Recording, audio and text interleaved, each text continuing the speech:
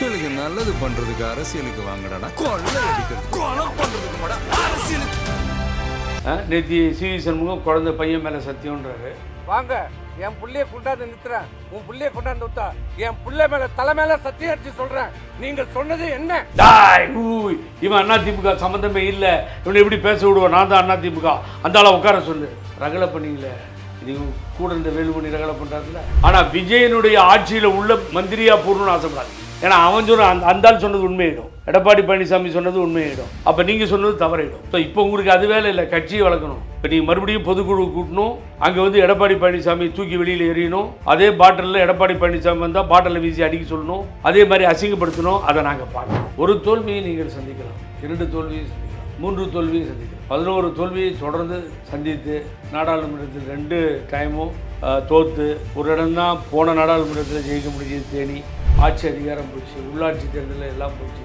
அப்புறம் நான் தான் அந்த சீட்டில் உட்காந்துக்கிட்டே எழுந்திரிக்க மாட்டேன்னு சொன்னேன். என்னங்க நியாயம்? பழனிசாமி அதிமுகவிலிருந்து நீக்கப்பட்டால்தான் அதிமுக உருவிடுன்றத ஒரு தடவை இல்லை 100 தடவை சொல்லியிருக்கேன். சொன்னதே போய் சார். 1.5 லட்சம் இவன் சொல்கிறான். 1.5 லட்சம் விட சொல்லுங்கள்.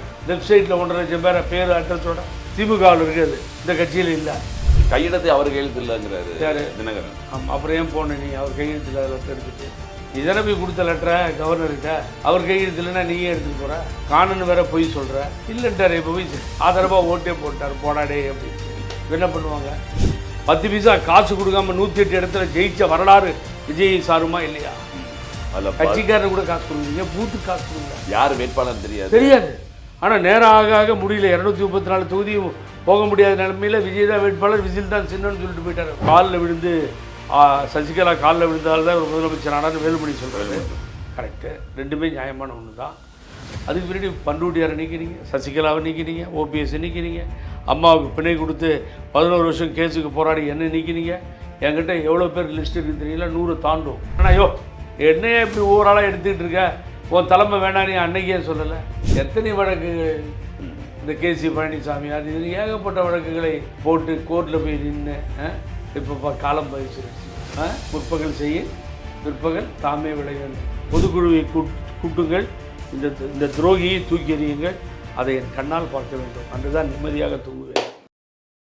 வணக்கம், இது செய்தி மலரின் நேர்காணல் நிகழ்ச்சி. இன்றைய நிகழ்ச்சியில் கலந்து கொண்டு தன்னுடைய கருத்துக்களை தெரிவிப்பதற்காக புரட்சி அதிமுகவினுடைய தலைவர் புகழேந்தி அவர்களை சந்திக்கவிருக்கிறோம். வணக்கம் கார்த்திக். செய்தி மலருக்கும் வணக்கம். பார்க்கின்ற நேயர்களுக்கு நெஞ்சார்ந்த நன்றி. நீண்ட காலமாக அதிமுகவில் இருந்த ஒரு காரணத்தினாலையும் ஜெயலலிதா அவர்களுக்கு இருக்கும் பொழுது வந்து ஒரு மிகப்பெரிய விசுவாசியாக இருந்தனாலையும் இப்போ உங்கள்கிட்ட ஒரு கேள்வி. இப்போ இருக்கிற அதிமுகவோட இந்த நிலைமைக்கு என்ன காரணம் நினைக்கிறீங்க நீங்கள்? என்ன நிலைமை? மீண்டும் ஒரு பிளவு, ஒரு 25 பேர் தனியாக, 22 பேர் தனியாக. அதுதான் நான் எப்பயே சொல்லிட்டேன், இந்த நிலைமை தான் வரும் அப்படின்னு சொல்லி. ஆனால் அதுக்கு என்ன கட்சி தேஞ்சிரும், இந்த நிலைமை வரும். ஓட்ட தெரியாதவன்ட்ட காரை கொடுத்தா ஆக்சிடெண்ட் ஆகும் இல்லையா? ஆமாம், கப்பல் சரியாக மாலுமி சரியாக இல்லைன்னா கப்பல் முழுகும். எவ்வளோ காலமாக இந்த கட்சி இதை தாங்கும்? இதை எதிர்த்து போராடின ஒரே ஆள் புகழேந்தி. 7 வருஷமாக என்னது போராட்டம். இன்றைக்கி சசிகலா வந்து பேசலாம், இவனோட சேர்ந்தால் தூக்கு போட்டுக்கிறேன்னு சொல்லி சொன்ன தினகரன் மாறலாம், தூக்கு போட்டுக்காமலே இருக்கலாம், அவரோட போய் சேர்ந்துடலாம், பங்காளி ஆகிடலாம். என்னுடைய கொள்கையிலிருந்து பிடிப்பிலிருந்து பழனிசாமி அதிமுகவிலிருந்து நீக்கப்பட்டால்தான் அதிமுக உருவிடுன்றத ஒரு தடவை இல்லை 100 தடவை சொல்லியிருக்கேன். இனி மக்கள் பூரா பேச ஆரம்பிச்சிட்டாங்க. என் காது கொடுத்து கேட்குற ராத்திரி ஹோட்டலில் 2 பேர் பேசிகிட்டு இருக்காங்க. சாப்பிட போகும்போது 2 பேர் ஒருத்தர் பேசுகிறாங்க. சார் தான் புகழேந்தி சார் சொல்கிறார், அவர் சொன்ன மாதிரியே ஆகி போச்சுங்கன்றாங்க. நான் சொன்ன மாதிரியே ஆச்சு. ஏன்னா ஒரு தலைமை சரியாக இல்லை. அந்த தலைமை சர்வாதிகாரம், எதேச்சதிகாரம், தன்னுடைய ஆணவம், அகம்பாவம் அத்தனையும் ஒட்டுமொத்தமாக கொண்ட உருவமாக இருக்கக்கூடிய ஒரு மனிதன். ஆகவே ஒரு ஒரு ஒரு கோழையாக இருந்தவன் பணம் வந்தது வீரனாக மாறின கதை இது அதிமுகவில் நடந்தது. ஒரு தோல்வியை நீங்கள் சந்திக்கலாம், 2 தோல்வியை சந்திக்கலாம், 3 தோல்வியை சந்திக்கலாம், 11 தோல்வியை தொடர்ந்து சந்தித்து நாடாளுமன்றத்தில் 2 டைமும் தோற்று ஒரு இடம்தான் போன நாடாளுமன்றத்தில் ஜெயிக்க முடிஞ்சது தேனி. ஆட்சி அதிகாரம் போச்சு, உள்ளாட்சி தேர்தலில் எல்லாம் போச்சு. அப்புறம் நான் தான் அந்த சீட்டில் உட்காந்துக்கிட்டே எழுந்திரிக்க மாட்டேன்னு சொன்னேன். என்னங்க நியாயம்? இவனுக்கு 10 பேர் லூசுத்தனமாக பேசிட்டாலஞ்சா எலெக்ஷனுக்கு முன்னாடி. அவர் ஆட்சிக்கு வந்துடுவார், அதிகாரத்துக்கு வந்துடுவார். எங்கே இவர் வந்துடுவார் ஆட்சிக்கு அதிகாரத்துக்கும்? ஆகவே பிடிவாதம்ன்றது வேறு. அந்த 1.5 கோடி பேர் இந்த தொண்டர்கள் இருந்தாங்கன்றது இப்போ இன்னும் இல்லாமல் போச்சு. அப்போ 1 லட்சம் பேர் தான் ஓட்டு போட்டிருக்கான். 50 லட்சம் பேர் வெளிநாடு போயிட்டானா இல்லை ஓடி ஒளிஞ்சிட்டானா? மாறிட்டாங்க. சொன்னதே போய் சார் 1.5 லட்சம்னு. இவன் சொல்கிறான் 1.5 லட்சம். விட சொல்லுங்கள், வெப்சைட்டில் 1.5 லட்சம் பேரை பேர் அட்ரஸோட திமுகவில் இருக்குது, இந்த கட்சியில் இல்லை. ஊரை ஏமாத்திருந்தா எப்படி வரும்? விக்கிரவாண்டி தேர்தல் இடைத்தேர்தல் அப்போவே அதிமுக வந்து தேர்தலை புறக்கணிச்சும் 80% அப்போ போலிங் ஆச்சு. அப்போனா அதிமுகவில் இருந்தவங்களே திமுக கூட்டு போட்டு. விக்கிரவாண்டி தேர்தலுக்கு முன்னால் வந்த நாடாளுமன்றத்தில் 6000 ஓட்டில் தான் வித்தியாசம் விக்கிரவாண்டி. அதையே புறக்கணிக்கிறார் இவர், அது வேண்டான்னு. அதுக்கு பின்னாடி ஈரோடு தேர்தலையும் புறக்கணிக்கிறார். ஒரு முக்கியமான கட்சி காரணமே இல்லாமல் புறக்கணிக்குது. திமுகன்னு ரவுடிசம் பண்ணாங்க, ஊரை ஏமாத்துறது. ஒரு சமயம் அண்டர்ஸ்டாண்டிங்காக இருந்திருக்கும், எனக்கு தெரியாது அது. ஆகவே இப்படிப்பட்ட ஒரு தலைவர், ஒரு அணிக்கு தலைவராக தொடர்ந்து கேஸ் போட்டு சுப்ரீம் கோர்ட் வரைக்கும் போனேன்.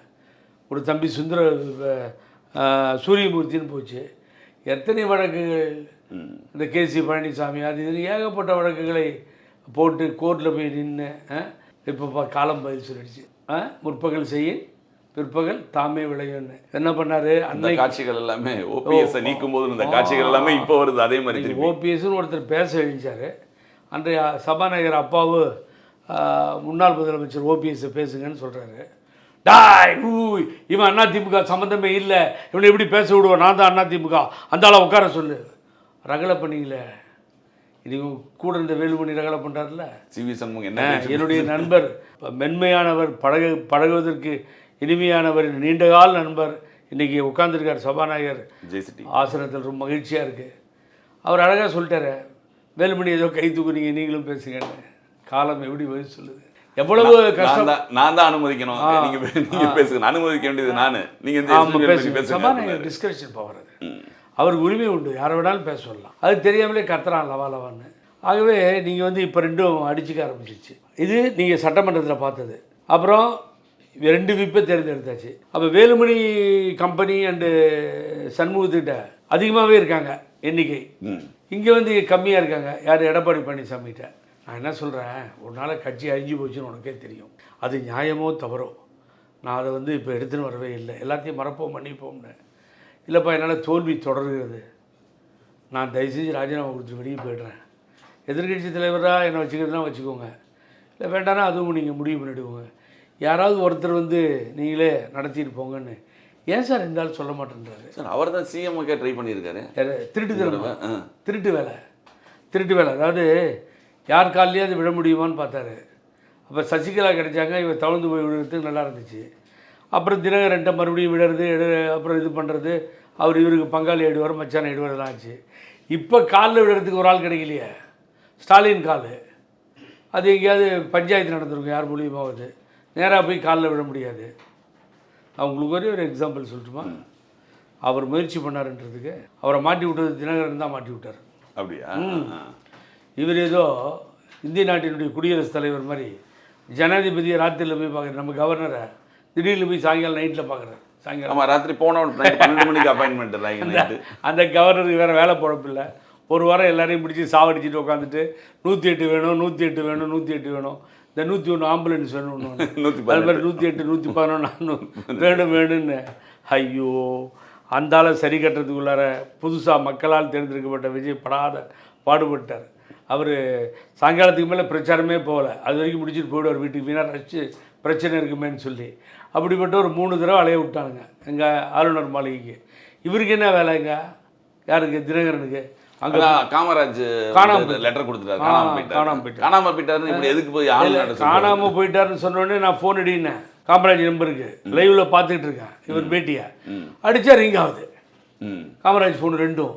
அப்புறம் அதுக்கு முதல் நாள் காமராஜ் என்கிட்ட உண்மையை சொல்லிட்டாரு. உங்கள்கிட்ட பேசுகிறேன். ஆமாம், அதை நான் ரிலீஸ் பண்ணிட்டேன் ப்ரெஸ்ஸில். நான் ரிலீஸ் பண்ணேன். அந்த காமராஜ் பேசும்போது அண்ணன் நான் போகிறாங்க அப்படிங்கிறத நைஸாக சொல்லிட்டாரு. அவர் முழுமையாக சொன்னது நம்ம சொல்கிறது நல்லா இருக்காது. அவர் அன்றைக்கி ஒத்துக்கிட்டார், நான் போகிறேன், நான் போய் ஆதரவு தரேன், போகிறேன் நான் சொல்லிவிட்டு நான் வெயிட் பண்ணிட்டுருக்கேன் ஒரு ஃபோனுக்காக, உங்களுக்கு வேறு ரயிலில் வரன்ற அளவுக்கு சொன்னார். மீதி விஷயங்கள் பேசுகிறோம்.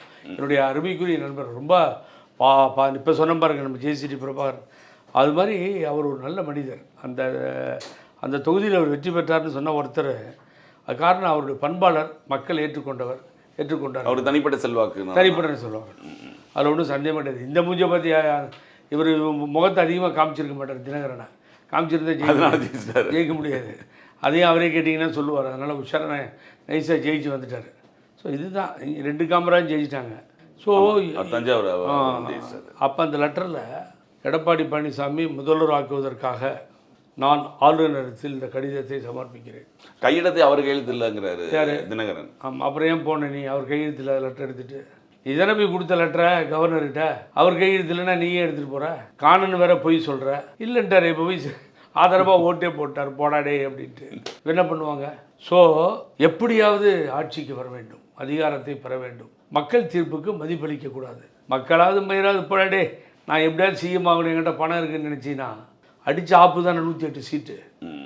இந்த இந்திய நாட்டினுடைய சரித்திரத்திலே நீண்ட இடைவெளிக்கு பின்னால் புரட்சித் தலைவர் எம்ஜிஆர் அரசியலுக்கு பின்னால் பெருந்தலைவர் காமராஜரை பார்த்த காலத்தில் இருந்து சொல்கிறேன். தொடர்ந்து அம்மா இப்படிலாம் பார்த்தீங்கன்னா 10 பைசா காசு கொடுக்காம 108 இடத்துல ஜெயிச்ச வரலாறு விஜய் சாருமா இல்லையா? கட்சிக்காரன் கூட காசு கொடுக்கலீங்க, பூத்துக்கு காசு கொடுக்கல. யார் வேட்பாளர் தெரியாது. ஆனால் நேரம் ஆக முடியல. 234 தொகுதியும் போக முடியாத நிலைமையில் விஜய் தான் வேட்பாளர், விசில் தான் சின்னன்னு சொல்லிட்டு போயிட்டார் அவர். யாருமே எதிர்பார்க்கல. ஒரே டிவி தொலைக்காட்சி சொல்லியிருப்பாங்களா ஒரு 5 சீட்டு விடுவார், 10 சீட்டு விடுவார், ஓட்டு வாங்குவார். ஓரம் கட்டிட்டானுங்க. 2 சீட்டு வாங்குவார், வாக்கு சதவீதம் வாங்குவார். இப்படி தான் சொன்னாங்களே தவிர axis poll from India today north இந்தியாவிலேருந்து அடித்த வாங்கி அப்போ தான் அதை கொண்டு வராங்க. எப்படி 10 சீட்டு வரும், 12 சீட்டு வரும், 13 சீட்டு வரும். அதில் அந்த ஆளை குப்தாவை நான் மனதார பாராட்டுகிறேன். இந்தியா டுடே சாதாரண ஆள் இல்லை. பலாயிரம் கிலோமீட்டர் போய் பயணம் செஞ்சுருக்கேன். அது 108 112 ஸ்டார்ட் ஆகி 122 வரைக்கும் போகும். ஆகவே வெற்றி பிரகாசமாக இருக்குது. நான் சொல்கிறதுல 5-10 டிஃபரன்ஸ் வரும். நான் சொல்லும்போது கன்ஃபார்ம் பண்ணிட்டேன் இது உண்மையாக நடக்க போகுது. ஏன்னு கேட்டிங்கன்னா அது வரைக்கும் நானும் கன்ஃபார்மாக எனக்கு தெரியல. ஏன் கன்ஃபார்ம் பண்ணேன்னா ஜேர்னலிஸ்ட்டில் எவ்வளோ பேர் உங்களை பேர் நம்ம பார்த்துருப்போம். ஒரு தடவை அவர் 270 சீட்டு தான் இந்த மோடி வந்தார். 2 காலில் உட்காந்துருக்காரு. நிதிஷ்குமார் கால்லையும் சந்திரபாபு நாயுடு கால்லையும் உட்காந்தார். அந்த நேரத்தில் அதே குப்தா 370 சீட்டு வருவார்னு சொல்லிட்டார், ஆட்சி அமைப்பார். அது 270 தான் மாறுது. அந்த இந்தியா டுடேயோட முன்னாள் ஸ்டாஃப் தான் அவர், அந்த ஒரு பொறுப்பில் இருந்தவர் தான். ஆனால் அதை உட்காந்து அழ ஆரம்பிச்சிட்டார். அப்போ அவங்க சொல்கிறாங்க ஒரு எக்ஸிட் போல் தானே, இதை போய் ஏன் பெருசாக எடுத்துக்கிற குப்தா, யூ ஃபர்கெட் இட் அப்படிங்கிறாங்க. இல்லை my team something wrong, N team என்னை ஏமாத்திருச்சு கொண்டு போயின்னு சொல்லி அழறாரு. அழுவா எல்லோரும் சமாதானம் பண்ணுறாங்க. அப்போ நினச்சேன் ஒரு உண்மையான ஊழியன் தனக்கு ஏற்படும் தோல்வியை தாங்கி கொள்ள மாட்டான். அதை அடுத்தவங்க மாதிரி எக்ஸிட் போல் தான் முடியாயோ அப்படின்ட்டு போகாமல் கண்ணில் தண்ணி விட்டு கலங்கி அழுகுறான்னா இங்கேயோ தப்பு பண்ணிட்டோன்னு. அப்போ திருப்பியும் மறு தேர்தலில் ரொம்ப எச்சரிக்கையாக இருப்பார் அவர். அந்த எச்சரிக்கையாக இருந்தனுடைய வெளிப்பாடு தான் இந்த ரிசல்ட். இந்த ரிசல்ட் அவர் சொல்லும்போது நடந்துருச்சு. நடந்த பின்னாடி ஒரு 108 எடுத்திருக்கவர். அவர் யாராக இருக்கட்டுங்க, நீங்கள் ஜனநாயகத்தில் டெமோக்ரஸியை வாழ வைக்கணும்னு நினச்சிங்கன்னா கையெடுத்து கும்பிட்டுட்டு அம்மா தோல்வியை சந்தித்திருக்கிறார். 91 முதல்வர், 2001 முதல்வர், 2011 முதல்வர், தொடர்ச்சியாக 2016 முதல்வர். நடுவில் 3 தடவை தோக்குறாங்களா? தோற்ற உடனே முதல் அறிக்கை வரும், தோல்வியை முழுமையாக ஏற்றுக்கொள்கிறேன், நான் பொறுப்பேற்கிறேன், 6 மாதங்கள் இந்த அரசாங்கத்திற்கு எந்த தொந்தரவும் கொடுக்கும். இதை கலைஞரும் தோல்வியை உடனே ஒத்துக்கிட்டு அம்மாவுக்கு வாழ்த்து சொல்லி நானும் ஒரு 6 மாதம் தொந்தரவு கொடுக்க மாட்டேன், இந்த ஆட்சி நீடிக்க வாழ்த்துக்கள்னு சொல்லுவேன். இது பண்பாடு மரபாக இருந்தது. ஒரு ஆளை கவிழ்க்கிறதுக்கு போகிறானுங்கன்னா எவ்வளோ பெரிய சதிகாரர்களாக இருப்பார். அவர் 47 மிகப்பெரிய வெற்றின்னு சொல்கிறாங்க சண்முகம். 47 எடுத்து நம்ம தோத்துட்டோன்றதை ஒத்துக்காம 47 நாங்கள் வந்திருக்கோம். எங்க சொந்த கட்சிக்காரன்ட்ட நேற்று சண்டைக்கு போய் அவன் 27 வச்சுருக்கான், இந்த ஆள்கிட்ட 20 கூட இல்லை, அவங்ககிட்டயே தகராறுக்கு போய் எனக்கு மாபெரும் வெற்றி 20 இருக்கிறதுன்னு சொன்னான். அந்த பைத்தியக்காரன் இந்த ஆட்சியில் இருந்தானேன்னு நீங்கள் வேதனைப்படுறமே தவிர ஒரு கட்சி மறுபடியும் உடையுது, 2ஆக உடையுது. நேற்று சிவி சண்முகம் குழந்தை பையன் மேலே சத்தியம்ன்றாரு, சந்தோஷம். அப்போது காலில் விழுந்து சசிகலா காலில் விழுந்தால் தான் ஒரு முதலமைச்சர் ஆனார்னு வேலுமணி சொல்கிறாரு. கரெக்டு, ரெண்டுமே நியாயமான ஒன்று தான். அதுக்கு பின்னாடி பண்டூட்டியாரை நீக்கினீங்க, சசிகலாவை நீக்கினீங்க, ஓபிஎஸ் நீக்கினீங்க, அம்மாவுக்கு பிணை கொடுத்து 11 வருஷம் கேஸுக்கு போராடி என்ன நீக்கினீங்க. என்கிட்ட எவ்வளோ பேர் லிஸ்ட் இருக்குது தெரியுங்களா? 100 தாண்டும். இது மாதிரி விஇபி சொல்லிக்கிட்டே போனோன்னா ஆன்வராஜாலேருந்து 100 தாண்டுங்க, 1 2 கிடையாது. அவ்வளவு பேர்களை நீக்கி பாண்டிச்சேரி கூட உடனே ஓம் சக்தி சேகரை காலி பண்ணாங்க. இவ்வளவு பேரையும் நீக்கினீங்கல்ல. இதே ஜேசிடி பிரபாகரனை நீக்கினீங்கல்ல, அதே பொதுக்குழு வச்சு பாட்டில் அடிச்சிங்கல்ல. நினச்சி பாருங்கள், அந்த வைத்தியலிங்கம் வெளியே போயிட்டார், அந்த மனோஜ் பாண்டியன் வெளியே போயிட்டார், 3 பேர் திமுக போய் 3 பேர் எம்எல்ஏ ஆகிட்டாங்க. அப்போ இவ்வளவு பேரும் போகும்போது நீ ஜாலியாக தானே இருந்த.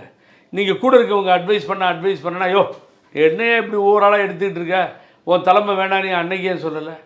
இன்னைக்கு சொல்கிறவங்க அன்னைக்கு சொல்லியிருக்கணும். ஒருத்தர் 2 பேர் 3 பேர் பண்ருட்டியார் மாதிரி பெரிய லீடர் மேலே கை வைக்கிறப்போ இதெல்லாம் ஒத்துக்க முடியாது பழனிசாமி, நீ பண்ணுறது சரியா இல்லைன்னு சொல்லணும். அன்றைக்கே ஜாலரா அடிச்சிங்க. இதே சிவி சண்முகம் புகழேந்தி ஆவுன்னு என்ன திட்டினார், நான் அவரை திட்டினேன்.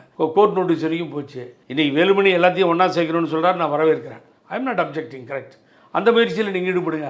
ஆனால் விஜயனுடைய ஆட்சியில் உள்ள மந்திரியாக போடணும்னு ஆசைப்படாதீங்க. ஏன்னா அவன் சொன்ன அந்த ஆள் சொன்னது உண்மையிடும், எடப்பாடி பழனிசாமி சொன்னது உண்மையிடும், அப்போ நீங்கள் சொன்னது தவறிடும். ஸோ இப்போ உங்களுக்கு அது வேலை இல்லை, கட்சியை வளர்க்கணும். இப்போ நீங்கள் மறுபடியும் பொதுக்குழு கூட்டணும், அங்கே வந்து எடப்பாடி பழனிசாமி தூக்கி வெளியில் எறியணும்.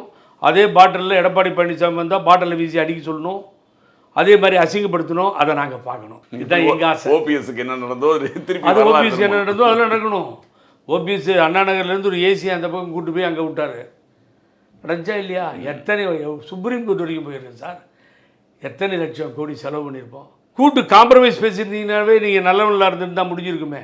இந்த கட்சியை தேவையில்லாமல் நான் பாட்டாளி மக்கள் கட்சியை உங்களை திட்டினார் அசிங்கமாக. நான் இல்லைன்னா 15 சீட்டு கூட அதிமுக வந்திருக்காதுன்னு சொல்லி 75 சீட்டு 65+1 66 ரெட்டையிலையில் நின்று ஜெயிச்சிங்க. போன தடவை 75 சீட்டாக கூட்டணி இருந்தப்போ கிண்டல் பண்ணுறான் அந்த ஆள். அன்புமணி ராமதாஸ் கிண்டல் பண்ணுறாரு. அதுக்காக ஏர்போர்ட்டில் ஒரு செய்தி தொடர்பாளராக இந்த இபிஎஸ் ஓபிஎஸ் கிண்டல் பண்ணுறாரு. நான் பேசுகிறேன், என்ன 2 பேரும் சேர்ந்து தானே கட்சியிலேருந்து எடுத்தீங்க. அவர் கார்லேயே கூப்பிட்டு போய் என்னை வீட்டில் வச்சு சொன்னார், மேலே சைன் பண்ணிட்டு வந்துட்டேன்னு. நாடே துப்புச்சு, காரி துப்புச்சு அன்றைக்கி. ஸோ இப்போ வந்து 2 பேரில் யார் திருடன்றது தான் இப்போ பிரச்சனை. Who is the black ship? நீங்களா அவர் சொல்கிறாரு இவங்க தான் வந்து திமுக கிட்ட போனாங்க. நீங்கள் சொல்கிறீங்க இல்லை அவர் தான் போனார் திமுக கிட்டன்னு சொல்லி. திமுக வாயை விட்டு சொன்னாலும் நல்லாயிருக்கும், திமுக சொல்ல மாட்டேன்து. ஆனால் எனக்கு சந்தேகம் எதுவும் இல்லை. அந்த ரூட்டில் எனக்கு பதவி வெறி பிடிச்ச ஆசை பிடிச்ச ஒரே ஆள் பழனிசாமி தான். அதுக்கு உதாரணம் வந்து பிஜேபியோட கூட்டணியே வச்சுக்க மாட்டேன், இனிமேல் சேரவே மாட்டேன் அப்படின்னு எஸ்டிபி மாநாட்டில் இருந்து எல்லா இடத்துலையும் முடங்கிட்டு அப்புறம் துண்டு போட்டு மறைச்சிக்கிட்டு டெல்லியில் சுற்றி அமித்ஷா காலில் விழுந்து பிஜேபிகிட்ட போனேன். அறிவு, அதாவது ஜென்ரல் நாலேஜ் இருக்க சின்ன பையனை கூப்பிட்டீங்கன்னா கூட, சின்ன பசங்க தாங்க இன்றைக்கி விஜய் ஜெயிக்க வச்சுட்டாங்க. அந்த சின்ன பையனை கூப்பிட்டா கூட அவன் சொல்லுவான், ஐயோ நேத்திலாம் பிஜேபி கூட்டணி உறவு இல்லைன்னு சொன்னேன், போன எலெக்ஷனில் கூட்டணி வச்சு தான் தோத்த, அந்த பேனரை பிடிச்சிட்டு போய் தமிழ்நாட்டில் ஒத்துக்க மாட்டேன்றான், கர்நாடகா வரதான் ஒத்துக்க மாட்டேன்றான், நீ ஏன் மறுபடியும் பிஜேபி கூட போகிறேன்னு சின்ன பையன் கேட்பானே சார். நீ செஞ்ச அயோக்கியத்தனம் ஊழல் அதையெல்லாம் மறைச்சி அந்த ஃபைலை வச்சு அமித்ஷாஜி கலட்டா பண்ணி உன்னை மடக்கிட்டார். அவரே அனௌன்ஸ் பண்ணுறாரு, அவரே எல்லாம் பண்ணுறாரு. கடைசியில் அவங்களுக்கும் ஒரு உபயோகம் இல்லாமல் போச்சு, ஒரு சீட்டு தான். அந்த புகழாரத்தில், அந்த வரலாறு படைத்த அந்த ஹிஸ்டரியில் அண்ணாமலைக்கு பண்ண துரோகம் ஒரு பக்கம், எடப்பாடி பழனிசாமி கேட்டு அவர் இருந்துருந்தால் அவங்க சீட்ஸ் வந்திருக்கும். 7 டெபாசிட் போச்சு, 13 பின்னாடி போச்சு. நீ ஒரு தற்கொலைடா, நீ ஆரம்பத்திலே கொலகாரன்னு சொல்லி திட்டினதுக்காக அதை மனசு வச்சு அவரை பிஜேபி தூக்கி ஒரு சீட்டு தடுமாறி வந்திருக்கு 600 ஓட்டில். அந்த சாதனையும் விஜய்க்கு சாருன்ற நான் எல்லாம் பறக்கிறான் இந்த பக்கம் அந்த பக்கம். எம்எம்ஏ மினிஸ்டர் காலி, அது காலி, இது காலி, பிஜேபி கம்ப்ளீட்டாக காலி. அப்போ தந்தை பெரியாரை வந்து திராவிட இயக்கங்கள் இன்றைக்கும் தலைக்காவேரின்னு கொண்டாடுறோம். பெரியார் தான் எனக்கு பேர் வச்சார் சுயமரியாதை இயக்கத்தில். அந்த தந்தை பெரியார் படத்தை அரசியல் ஓட்டு கேட்க போகும்போது என்ன பண்ணுவாங்கன்னா, அது மெதுவாக எங்கேயாவது ஓரமாக போட்டுக்குவாங்க. ஏன்னா சாமி கும்பிடாதவங்களாம் வந்து சாமி கும்பிட்றவங்களாம் ஏற்றுக்கிறாங்களோ இல்லையா தந்தை பெரியாருன்னு. பணமறுத்தப்பட்டி ராஜாராம் ஒரு காலத்தில் எலெக்ஷனில் சேலத்தில் நிற்கிறப்போ தந்தை பெரியாரை கூப்பிடக்கூடாதுன்னு பயந்துட்டு திமுக கூப்பிடல. அப்போ அண்ணா திமுக இல்லை, இவர் கூட்டு வந்தால் என்ன ஆகுமோன்னு சொல்லி, கூட்டு வந்தால் என்ன ஆகுமோன்னு சொல்லி பயந்துட்டு, அப்போது பணமறுத்தப்பட்டி ராஜாராம் மாத்திரம் என்ன பண்ணுறாரு, பெரியாரோட கூட்டு வர என்னன்னாலும் ஆகட்டுன்றார். பெரியார் வந்து பேசுகிறார். பெரியார் அங்கே பேசுகிற பின்னாடி பல இடத்துல பேச ஆரம்பிச்சிட்டார் பெரியார், தந்தை பெரியார். அந்த நேரத்தில் நடந்த தேர்தலில் திராவிட முன்னேற்ற கழகம் மாபெரும் வெற்றி அடைந்தது. இது வரலாறு. அந்த தந்தை பெரியாரை தன்னுடைய உயரத்திற்கு மேலே பெரிய கட் அவுட்டாக பின்னாடி வச்சு இன்றைக்கி விஜய்ன்ற ஒரு வயதிலே இளையவர் நீங்கள் சொல்கிற மாதிரி எது பேசினாலும் சரி வேறு விஷயம். ஆனால் விடாமல் பெரியாரை ஆகட்டும், அஞ்சலி அம்மாளை ஆகட்டும், டாக்டர் அண்ணல் அம்பேத்கர் ஆகட்டும், பெருந்தலைவர் காமராஜர் ஆகட்டும், எம்ஜிஆர் ஆகட்டும், இப்படி அண்ணா இப்படி எல்லாத்தையுமே தன்னுடைய பின்னாலே வைத்து கொண்டாடி அந்த படங்களை முன்னிறுத்தி அண்ணாவையும் புரட்சித் தலைவர் எம்ஜிஆரையும் கொண்டு போனார். என்னுடைய கொள்கை எதிரி பிஜேபின்னு சொல்லியிருக்காரு அவர். அதனால் அவர் சேர்க்க மாட்டார் இவங்களை, கவலைப்படாதீங்க. அது கொள்கை எதிரின்னு சொல்லிட்டு அங்கேருந்து தான் ஜெயிச்சு வந்திருக்காங்க. இப்போ எனக்கும் பிஜேபிக்கும் சம்மந்தம் இல்லைன்னா அதெல்லாம் அது கொள்கைக்கு நேர் மாறாக ஆகிவிடும். ஆகவே அவர் போனார், எல்லா இடத்துக்கும் ஆதரவு கேட்டார், வணக்கம் செலுத்தினார். அதான் எல்லாருமே முழிக்கிறோம். அவர் வாய் திறந்து எதுவுமே பேசலை. ஏதோ விளையாட்டுத்தனமாக நினச்சிட்டு இருந்தாங்க. அது என்னுடைய நண்பர், ஒரு கட்சியினுடைய நண்பர் சொல்லும்போது, என்னங்க இவர் வந்து என்ன பேசவே மாட்டேங்கிறாரு, என்ன சொல்கிறாருன்னு ஒன்றும் புரிய மாட்டேங்குதுன்னு. ஆகவே எல்லாத்துக்கும் டாட்டா சொல்லிட்டு வந்துட்டார் வீடோட போயிட்டு. ஆனால் அவருடைய செயல்பாடுகளில் இருக்கிறார். இந்த அரசு நல்ல திட்டங்களை கொண்டு வந்து நல்ல பெயரோடு புரட்சித் தலைவர் எம்ஜிஆர் அம்மா அவர்கள் திட்டங்கள் போல இந்த முதல்வர் கூட நல்ல திட்டங்களை கொடுத்தார். பாவம், ஒரு குளத்தூரில் தோற்கடித்ததில் எனக்கு உடன்பாடு இல்லை. பாவம், பழகுவதற்கு இனிமையானவர். ஆனால் பழகும்போது தான் தெரிஞ்சுக்கிட்டேன் அவரை பற்றி. ஆனால் காலம் மக்கள் என்ன சொல்கிறார்களோ, ஜனநாயகம் ஒரு அலை அடிச்சிருச்சு. அந்த அலையில் அடித்தது. அது எவ்வளோ நாள் ஒரு மௌன அலையாக கூட வெளியில் தெரியாது. எத்தனை வருடங்கள் நீண்டு போகும்ன்றது தெரியாது. அவர் நடவடிக்கைகளில் இருக்கிறது. ஆகவே இந்த ஆட்சி பல சாதனைகளை செய்யட்டும் என்று வாழ்த்துகிறேன். மிக்க நன்றி. தமிழகத்தின் இன்றைய அரசியல் நிலைமைகளை பற்றி எங்களும் விவாதித்ததற்கு மிக்க நன்றி. நிகழ்ச்சியில் கலந்து கொண்டு தங்கள் மேலான கருத்துக்களை பார்க்கின்ற நேரில் நெஞ்சார்ந்த நன்றி. இப்படித்தான் ஒழித்தது அதிமுகவை. இனி அதிமுக எழுந்து நிற்க வேலுமணி போன்றவர்கள் அந்த முயற்சியில் ஈடுபடுங்கள். ஆட்சியில் அதிகாரத்தில் பங்கு கேட்டு அசிங்கப்படுத்திக் கொள்ளாதீர்கள். ஆகவே எடப்பாடிகளுக்கும் உங்களுக்கும் வித்தியாசம் வேணும். ஆகவே எடப்பாடியை தூக்கி எறியுங்கள். பொதுக்குழுவை கூட்டுங்கள். இந்த துரோகியை தூக்கி எறியுங்கள். அதை என் கண்ணால் பார்க்க வேண்டும். அன்றுதான் நிம்மதியாக தூங்குவேன். நன்றி.